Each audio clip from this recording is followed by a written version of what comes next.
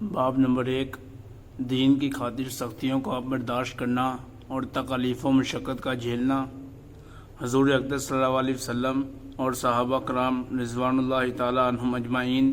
نے دین کے پھیلانے میں جس قدر تکلیفیں اور مشکلیں برداشت کی ہیں، ان کا برداشت کرنا تو درکنار اس کا ارادہ کرنا بھی ہم جیسے نالائقوں سے دشوار ہے۔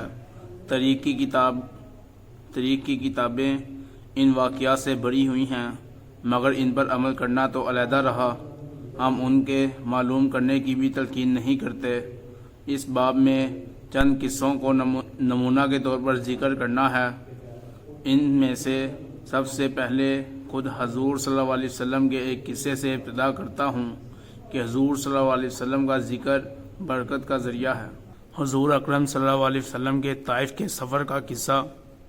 نبوت مل جانے کے بعد 9ویں برس تک نبی اکرم صلی اللہ علیہ وسلم مکہ مکرمہ میں تبلیغ فرماتے رہے اور قوم کی ہدایت اور اصلاح کی کوشش فرماتے رہے،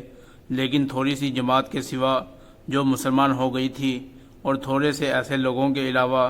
جو باوجود مسلمان نہ ہونے کے آپ کی مدد کرتے تھے، اکثر کفار مکہ آپ کو اور آپ کے صحابہ رضوان اللہ تعالی عنہم اجمعین کو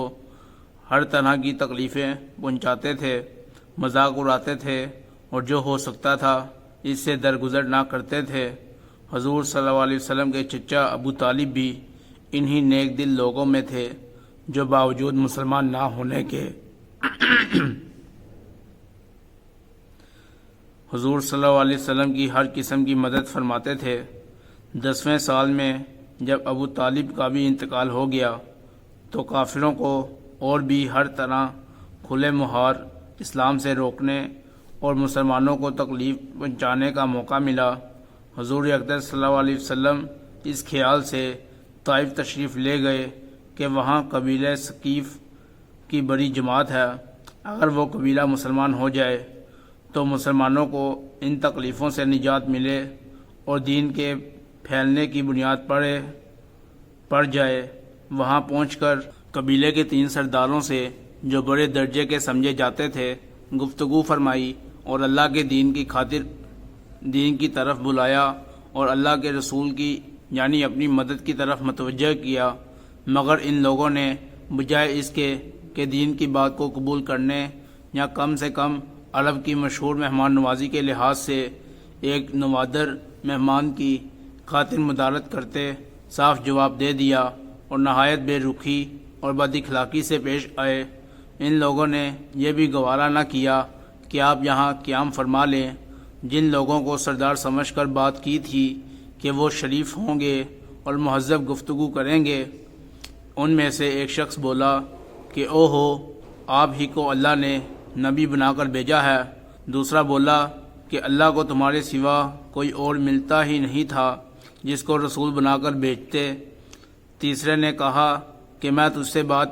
کرنا نہیں چاہتا، اس لیے کہ اگر تو واقعی نبی ہے جیسا کہ دعویٰ ہے تو تیری بات سے انکار کر دینا مصیبت سے خالی نہیں، اور اگر جھوٹ ہے تو میں ایسے شخص سے بات کرنا نہیں چاہتا۔ اس کے بعد ان لوگوں سے نا امید ہو کر حضور اکرم صلی اللہ علیہ وسلم نے اور لوگوں سے بات کرنے کا ارادہ فرمایا کہ آپ صلی اللہ علیہ وسلم تو ہمت اور استقلال کے پہاڑ تھے، مگر کسی نے بھی قبول نہ کیا، بلکہ بجائے قبول کرنے کے حضور صلی اللہ علیہ وسلم سے کہا کہ آپ ہمارے شہر سے فوراً نکل جاؤ اور جہاں تمہاری چاہت کی جگہ ہو وہاں چلے جاؤ۔ حضور اکرم صلی اللہ علیہ وسلم جب ان سے بالکل مایوس ہو کر واپس ہونے لگے تو ان لوگوں نے شہر کے لڑکوں کو پیچھے لگا دیا کہ آپ صلی اللہ علیہ وسلم کا مذاق اڑائیں، تالیاں پیٹیں، پتھر ماریں، حتیٰ کہ آپ صلی اللہ علیہ وسلم کے دونوں جوتے خون کے جاری ہونے سے رنگین ہو گئے۔ حضور اقدس صلی اللہ علیہ وسلم اسی حالت میں واپس ہوئے اور جب راستے میں ایک جگہ ان شریروں سے اطمینان ہوا تو حضور صلی اللہ علیہ وسلم نے یہ دعا مانگی، اے اللہ، تجھی سے شکایت کرتا ہوں، میں اپنی کمزوری اور بے بسی کی اور لوگوں میں ذلت اور رسوائی کی۔ اے ارحم الراحمین، تو ہی ضعفاء کا رب ہے اور تو ہی میرا پروردگار ہے۔